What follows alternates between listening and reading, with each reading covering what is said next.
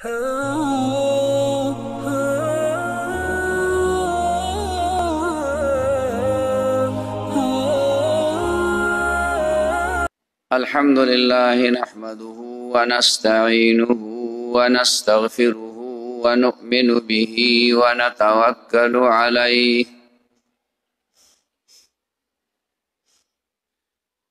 व नऊज़ु बिल्लाहि मिन शुरूरि अनफुसिना व मिन सय्यिआति अअमालिना मन यहदिहिल्लाहु फला मुदिल्ल लहु व मन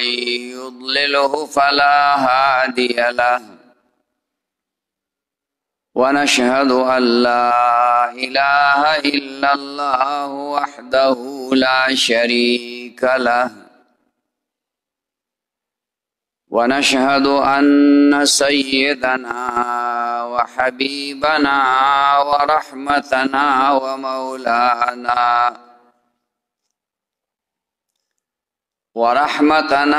मौलाना मुहम्मदन अब्दुहु व रसूलुहु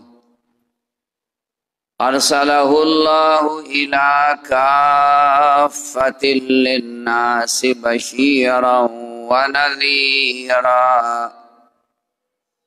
व दाइयन इलैहि बिइज़्निहि व सिराजम मुनीरा। अम्मा बअदु फ़अऊज़ु बिल्लाहि मिनश शैतानिर रजीम। बिस्मिल्लाहिर रहमानिर रहीम। वमा अर्सलनाका इल्ला रहमतल लिल आलमीन। इन्नल्लाह व मलाइकतहु युसल्लूना अलन नबी या अय्युहल्लज़ीना आमनू सल्लु अलैहि व सल्लिमू तस्लीमा। अल्लाहुम्मा सल्लि अला सय्यिदिना मुहम्मदिन व आलिहि व इत्रतिहि बिअददि कुल्लि मालूमिन लका। अल्लाहुम्मा सल्लि अला सय्यिदिना मुहम्मदिन व आलिहि व इत्रतिहि बिअददि कुल्लि मालूमिन लका। मुहतरम व मुसलमानान रुनु द नबी अलैहिस्सलातु वस्सलाम द सीरत प सिलसिला के बयान शुरू सहिसा जिक्र शवे व सहिसबा नन जिक्र को इंशाअल्लाह।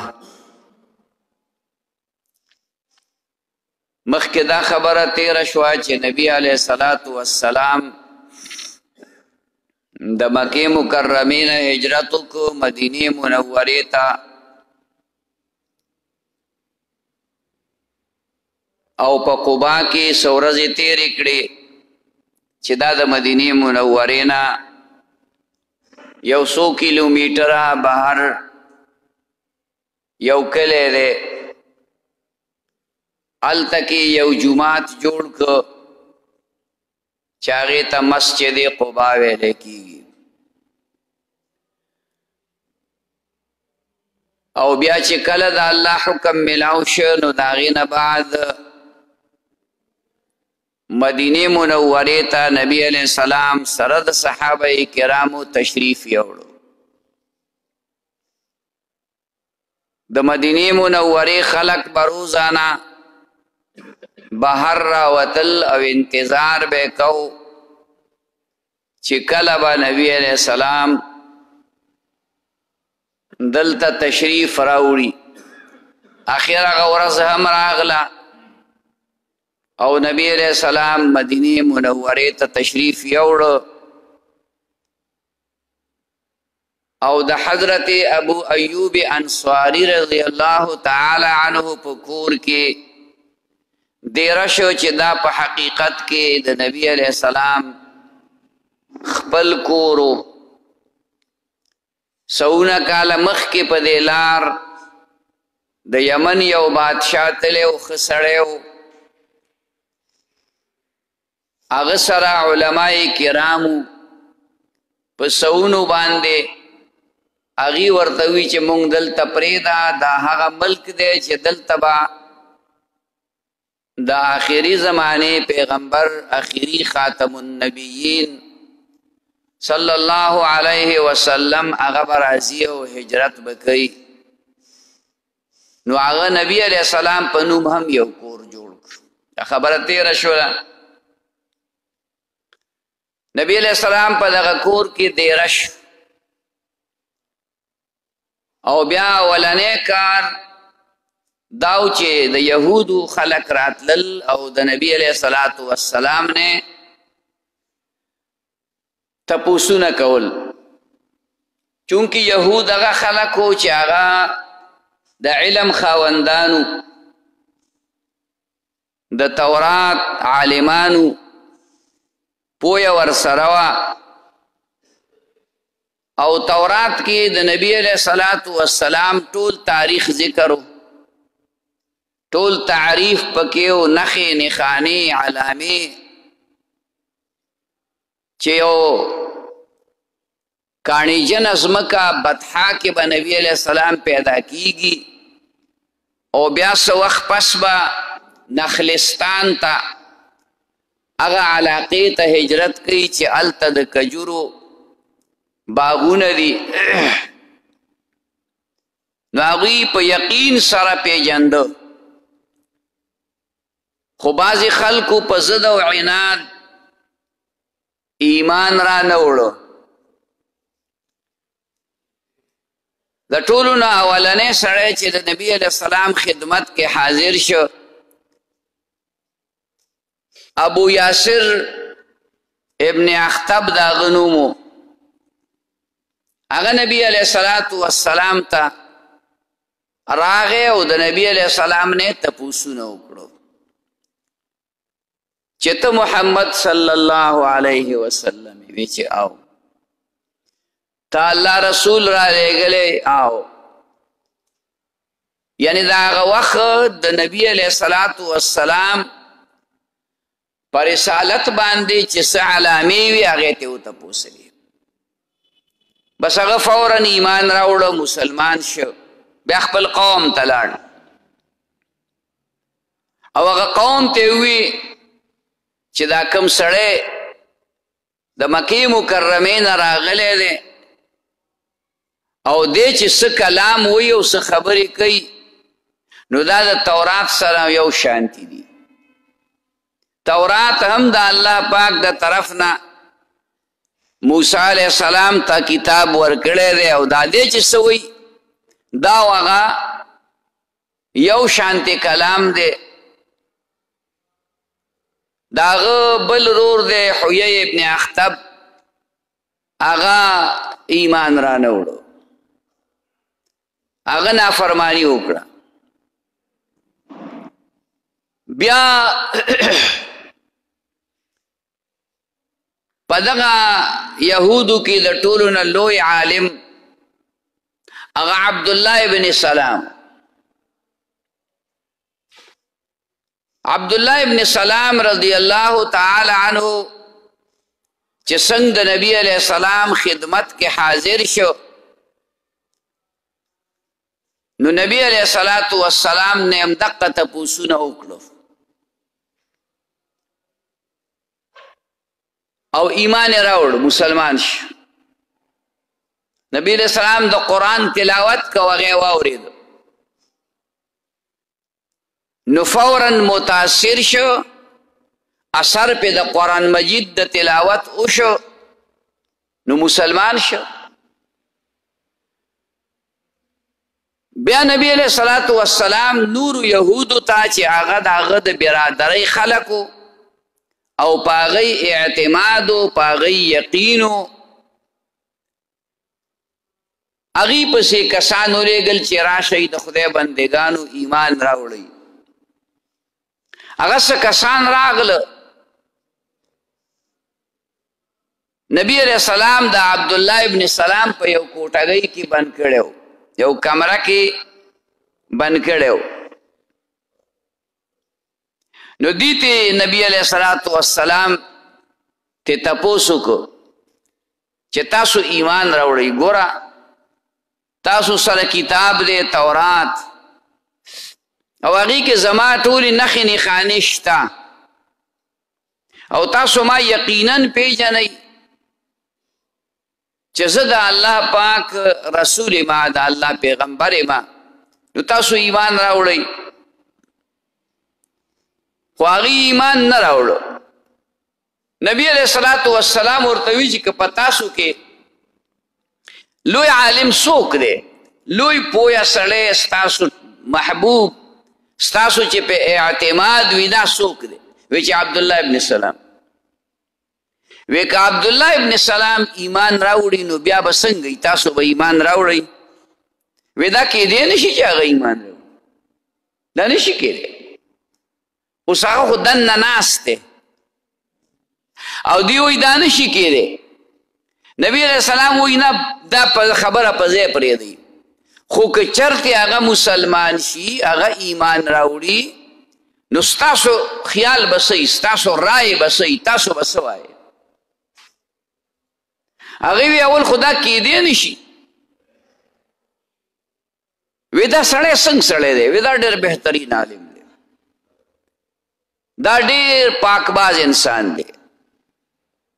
د د پلار هم ښه سړی و، د د ټول خاندان ښه دی. یعنې د عبدالله ابن سلام یې دومره صفتونه وکړه چې د اندازې نه سیوا او یقینا هغه صفات پکې موجود و، دروغ هم نه و. چې دا ټولې خبرې وشوې چې د ایمان نه راوړي، نبی علیه السلام عبدالله ابن سلام ته ویې راوځه. چې بار راووته هغه وی خلکو ایمان راوړی، اشهد ان لا اله الا الله و اشهد ان محمد رسول الله، ما ایمان راوړی. فورا خلق بدل شو. وی دا ډېر غټ دروغجن سړی دی، دا ډېر ناکار او خراب سړی دی، د د پلار هم خراب و، د د دا ټول خاندان چې کوم دی نو خراب او ناکاره خلک دی. اوس یو منټ مخکې د هغه صفتونه کول او یو منټ وروستو بیا د هغه ته مخامخ د هغه تکنزلي کوي، سپکې ورته وایي. ځکه د هغې د مزاج خلاف خبره وشو. کله هم چې د یو چا د مزاج خبره موافق وي نو که خبره ناروا وي نو ستا به صفت کوي وایي دا ډېر ښه سړی دی، تا ناروا خبره د چا په حق کې وکړه خو د هغه دپاره دې وکړه نو صفت به دې کوي، او حق خبره دې ورته وکړه،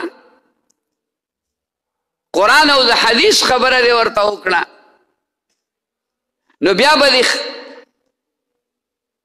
حق کس به هغه به ستا چې کوم دی نافرماني کوي، مخالفت به کوي، کنځلې به درته کوي، سپکې سپورې به وایي. نو یا دغه عبدالله ابن سلام و چې یو منټ مخکې خلکو دومره صفتونه وکړه چې پې نه مړېدل، او یا چې د هغوی د مزاج خلاف خبره وکړه چې ایمان یې راوړه نو بیا غیبت یې ولکه و. غیبت نه بلکې مخامخ یې ورته کنځلې کولې. بهرحال هغه خو ایمان راوړه، هغه خو مسلمان شو. دې دوران کې یو مشهور صحابي دی سلمان فارسی رضی الله تعالی عنه، د ده ډېر زیات عمر و. څوک وایي چې د عیسی علیه الصلاة والسلام سره ملاقات شوی، څوک وایي چې نه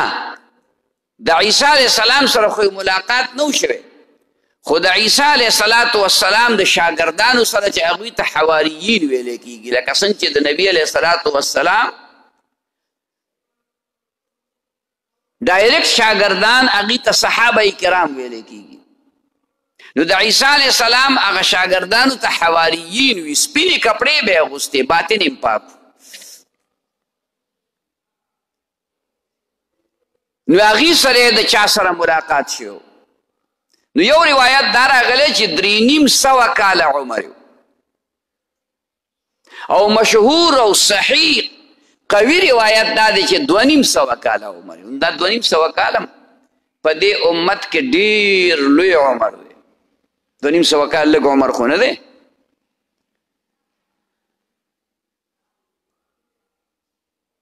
د فارس د ایران اوسیدونکی و پلار ته ډېر ګران و او د دغې بادشاه د خاندان د شهزادګانو نه یو شهزاده و الله ورته حسن و جمال هم ورکړی او پلار په دومره نزاکت او په دومره باریک بینۍ سره ساتل لکه چې پیغله جینۍ سړی په کور کې په حفاظت ساتي او د آتشکدي دغه خلک د اور عبادت کوونکي نو د آتشکدي نګران یې جوړ کړی چې په دې کې چېرته اور مړ نه شي یو ورځ یې پلار ورته ووایي چې بچیا زه فارغ نه یم ته لاړ شه دې پټي ننداره وکړه پټی زمیندار خلک دې پټي باندې چکر لګوي خامخا د اوبه خور خیال ساتي د فصل خیال ساتي چاته چا فصل نه خراب کړی څوک فصل خراب نه کي وی ته لاړ شه په دې پټي چکر ولګوه دی چې ته نو په لاره کې د نسواراو یعنی د عیسایانو د هغوی عبادت خانه وه ګرجه وه هغې کې دو کتل نو خلک مونځ کوي دا مونځ ګورې په هر دین کې و ښه چې مونځ کوي نو ده ته دا مونځ داسې ډېر ښکلی غوندې ښکاره شي چې دا خو ډېر مزېدار عبادت دی دی مو سره په مانځه کې شامل شو ښکته پورته شو مونځ یې وکړه چې مونځ یې وکړه ناوخته شنور پرېوته او دی کور ته رانغی پلار ورپسې کسان خواره کړه چې سړی څه شو سلمان کوم طرف ته لاړ هلته یې ولید رایوست پلار ورته وایي دا ته چېرته تللی وی دا خو دغسې په دې لار تلم او بس هغه عبادت خانه کې هغوی سره عبادت او دا د هغوی د عبادت خو زموږ د عبادت نه ډېر ښه دی پلار وی بې وقوفه دغه چرته ښه دی زموږ د پلار نیکه طریقه ښه ده چې دا د اور سجده کوو او بیا دغه طرف ته لاندړ شي خپو کې ورته بیړۍ واچولي چې دی د سره بار ونه وځي څه ورځې شپې خو په دې کې تېرې شوې خو په څه طریقه باندې یو ورځ پلار کور نه و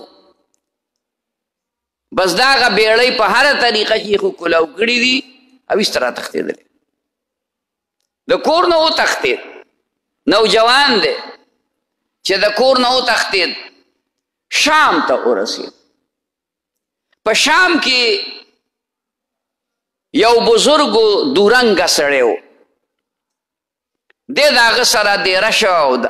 په ظاهر کې هغه ډېر ښه عبادت ګزار و خو خلکو به وله مالونه راوړل خرچ کول به نه غریبانانو لا یا نور د دین په کارونو کې به نه خرچ کول ځان له به جمع کول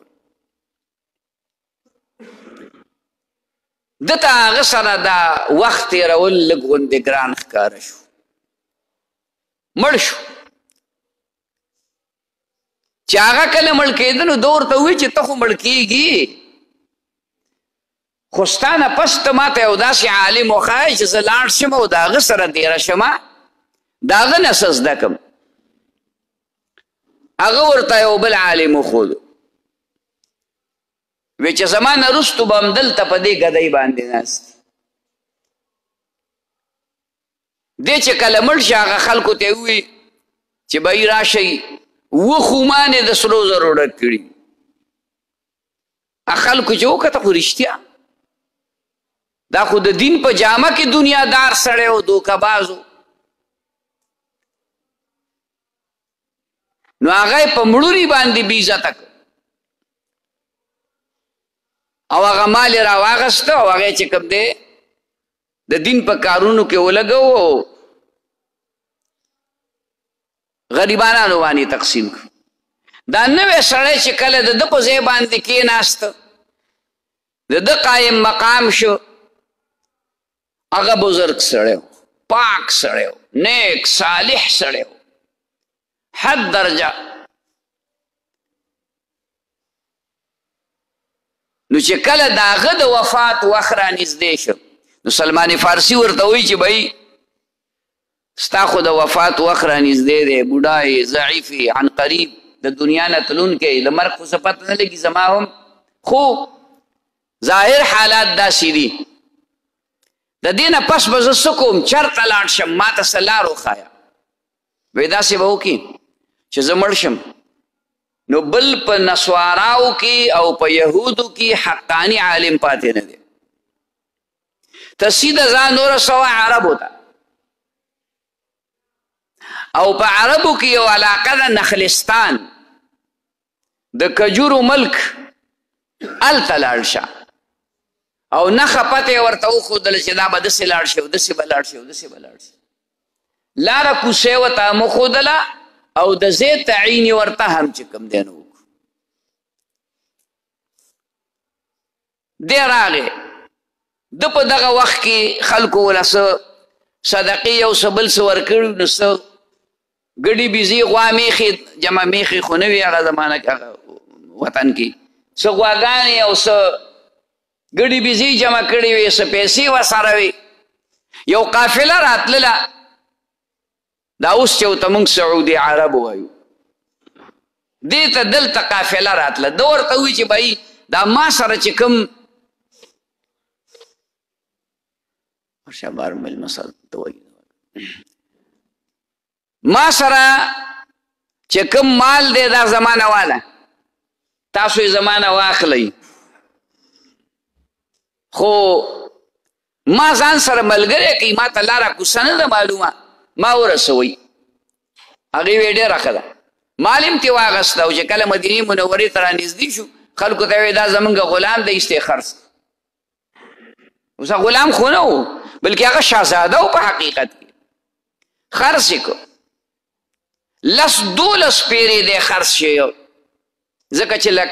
څنګه چې زمونږ په دې زمانه کې دا نور څیزونه یو څه بل څه خرڅېږي حیوانات دقسې به دا انسانان غلامان دا به خرڅېدل د چا سره به غلامو ضرورت به پیښ شي پیسو ته به یې خرڅ کړه نو دی 10-12 پیرې خرڅ شو په دې انتظار دی علاقه خو ورته معلومه شوه چې دا مدینه منوره ده یثرب به ورته وي او دا همغه مقام دی چې د آخرې زمانې پیغمبر به ورته راځي خو نبی علیه السلام خو راغلی دی مکه مکرمه کې دی خو دته علم نشته دی که دی غلام دی خو د بل چې کوم دی په خدمت کې شپه ورځ لګیا دی چا سره خو ناس پاس نه دی چې چا نه تپوس وکړي یا د بار نه کومې قافلې راځي او د هغوی نه تپوس وکړي دا معلومات خو ورته نشته نو چې یو ورځ یې لګیا دی بره ونې ته ختلی کجوره لاندې دا کجورې د ونې لاندې هغه مالک ناست دی او دا یو کس راغی بل هغه ته یې ووایي چې دغسې قبا ته یو سړی راغلی دی د مکې مکرمې نه او ډېر خلک مو سره دی او هغه د آخرې زمانې پیغمبر چې کوم مونږ ته کتابونو کې علامات دي نو دا هغه دی دوی په ما باندې رپرپی راغی او وی دومره وارخطا شوم چې قریبه وه چې د دغې ونې نه زه راغورځېدلی وی د خپل مالک د پاسه راغورځېدلی وی خدای پاک ټینګ کړم راونه غورځېدم وی به هر حال د ونې نه چې کله فارغ شومه راوزګار شومه راکوز شومه وی د هغه کس نه مې تپوس وکړه هلکه ته دا خبره بیا وکړه وی چې ما هغه نه دا تپوس وکړي وي زما هغه مالک زه مضبوط ووالم په سپېړه ستا د دې خبرو سره څه دي خپل کار کوه وی ډېره دی وی غلی شوم خو دې چې کله د شام نه هغه عالم را رخصتو نو دا خبره یې ورته کړې وه چې د هغه پیغمبر 3 غټ علامات یو علامه یې دا ده چې څوک ورله صدقه یوسي خیراتي پیسې خیراتي خوراک ابه نه خوري ابه نه قبلی نه بخلي او که څوک ورله تحفه یوسي ډالۍ هدیه هغه به قبلی او که د خوراک سي خوري به هم او د دواړو ولو په دې میز کې ګس طرف ته سلما مهر نبوت دی چې باغې لا اله الا الله محمد رسول الله لیکلي دا درې غټ علامات دی وایي چې ماښام چې زه فارغ شوم لږې کجوري مې ځان سره راواخستې او راغلم نبي علیه الصلاة والسلام ته قبا ته نبي سلام لا قبا کې دی وی هغه هلیک سلیک مې وکړه وی بیا مې ورته ووي چې یره جي ما ته پته ده تاسو دلته په پردي وطن کې یې اوس اوس راغلي یې دا ملګري هم د سره دي ټول غریبانان دي ستاسو سره هم د پیسو میسو د خوراک انتظام کم کوز دی نو دا لږه غوندې صدقه مې راوړې ده دا قبوله کړه نبي علیه الصلاة والسلام ورته وي چې صدقه خو زه نه خورم البته زما د ملګرو باندې تقسیم کا دا غریبانان دي دوی خیر د صدقه دوی له ورکړه بس وی پوه شوم چې یاره یو کار یو علامه خو پکې پیدا شوه وی بیا څه ورځې پس نبی علیه السلام مدینې منورې ته راغی چې مدینې منورې ته راغی وی بیا ما لږې کجورې ځان سره راواغستې او راغلمه مدینې منورې ته و خو مدینه منوره کې بار خو نه خو لکه بار په پټو باغونو کې وی چې ورلم نبی علیه السلام سره کېناستم وی ورته مې وی چې قربان ما خو لږه غوندې هدیه تحفه ډالۍ تاسو ته راوړې دا قبوله کوي نبی علیه السلام هغه ډېره په محبت قبوله کړه او اول یې په خپله مو خوړه او بیا یې په نورو باندې تقسیم کړه دا وخورئ هلکه دا دې سړي ډالۍ راوړې تحفه راوړې ده تحفه باندې هر انسان خوشحالیږي دا د انسان فطرت دی نبی علیه الصلاة والسلام د وی چې کار خو شو دو علامې خو موجودې شوې اوس هغه درېیمه علامه وی زه د نبي علیه السلام مخې ته ناست وم هغه ویل چې په غلې ته شا طرف ته تاو شو چې که په څه طریقې سره د نبي علیه السلام دا څادر ښکته پورته شي وښویږي او ما ته دا مهر نبوت ښکاره شي مهر نبوت په دې ځای کې نو هغه وی نبی علیه السلام په ما پوه شو وی څادر مبارک یې راوچت کړ وی ما هغه مهر نبوت ولیده او بیا مې ښکل کړ وی ما چې بس ایمان مې راوړو مسلمان شوم ډېر خوشحاله شوم وی ایمان خو مې راوړه خو نبی علیه الصلاة والسلام سره په بدر او د احد په جنګ کې شریک نشوم ځکه چې پردی غلام وم پردی نوکر وم وی د هغې نه بعد ما ته نبي علیه السلام وي چې داسې وکړه چې د مالک ته دې ووایه چې تا سره معامله وکړي د کتابت دې ته ویلی کېږي چې بهی زه به تاله دونه پیسې درکمه یا ووایه چې ماله دونه پیسې راکه زه به ستا د غلامۍ نه وځم دی لاړ هغه ته یې وي چې دغسې خبره ده ما سره عقد کتابت وکړه هغه وی بلکل ښه خبره ده صحیح ده 300 ونې د کجوري ولګوه چې کله هغې میوه وکړه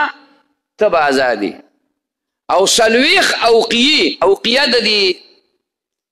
ټول یو وزن یو اندازه ده لکه توله چې موږ وایو 40 اوقیې سره زر راله راکړه هغه راغی نبي علیه السلام ته وي یا رسول الله خو داسې شرطونه ولګول چې دا خو دا چېرته کېږي نبي اسلام کښېنه مه خفه کېږي صحابو ته یې ووي د سلمان امداد وکوئ بوټي راوړئ چا 10 بوټي چا 20 بوټي چا 15 چا ډېر چا لږ 300 بوټي برابر شو هله وی شا به ور دې له قندړې وکنه هغې له قندړې وکنه چې رسول الله مبارک په خپله باندې راغې او په خپلو لاسو مبارکو باندې هغه بوټي ولګول او د پې خاور ور واړوله وی زه دا به لږې ورځې پس میوه وکړي کال نه و تېر چې هغې میوه وکړه دا د پیغمبر معجزه وه یعنې کجوري اوس هم کال پس میوه نه کوي اوس چې دا څومره زراعت ترقي کړې ده نو د هغې دپاره هم ډېر محنت او خوارۍ ته دا د پیغمبر معجزه وه ګینه هغه زمانه کې به یې په کلونو کلونو پس میوه کوله نو هغې میوه کړې وه ویا رسول الله اوس هغه څلوېښت اوقیې سره زر پاتې دي هغه به د کوم نه وې کښېنه وبشي دا خدای وکړي که نه په تاسو تادي ده په دې کې چا د چرګې د انډې په اندازه سره زر راوړو نبي علیه السلام ته یې ورکړه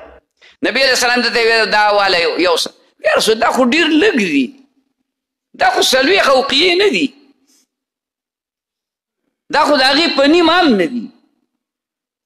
وی ته واخله یوې سا وی تله هغه به یې وتلي که 40 اوقیې نه نو پوره به یې ورله که نه خو که ونو بیا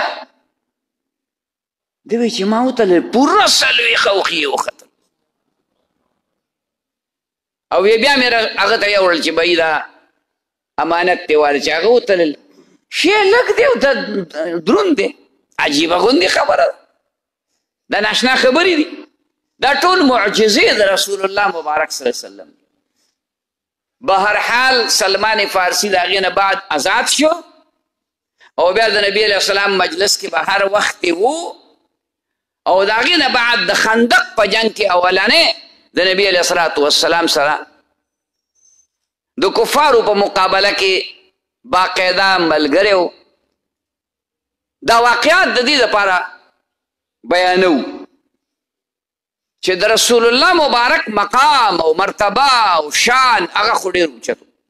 دا د صحابه کرامو هغه حالات دي د عبدالله ابن سلام د ابو یاسر د سلمان فارسی رضی الله تعالی عنه دا هغه خلق دی چې دوی د دین دپاره کمې کمې قربانۍ نه یو سلمان فارسی دی زندګۍ ته وګوره چې د ایران نه را روان شوی دی مختلف ملکونه هلکه نه جاز شته نه لارۍ شته نه موټر شته نه هلیکاپټر شته او را روان دی دا محنت دی محنت دی محنت دی د حق په تلاش کې را روان دی د حق په تلاش اخر ورته الله پاک د حق په تلاش کې چې را روان و هغه حق ورته الله پاک ورکه او د نبي علیه الصلاة والسلام صحابي وګرځېده نو زما مقصد دا دی زما رونو چې موږ له پکار دی چې موږ د نبی علیه الصلاة والسلام د سنتو اتباع وکړو د نبی علیه السلام په نقش قدم باندې زندگی تېره کړو موږ د دنیا مینې راغستي یو د دنیا محبت راغستي یو د دنیا حرص راغستي یو مال مې ډېر نه که دولت مې ډېر نه که دا ټولې خبرې فاني دي د دنیا مصیبتونه هم فاني دي او د دنیا راحتونه هم فاني راحتونه به هم ختمیږي په مرګ باندې او د دنیا مصیبتونه به هم په مرګ باندې ختمیږي بس کامیاب انسان هغه دی چې هغه د الله اطاعت وکړو د نبي علیه الصلاة والسلام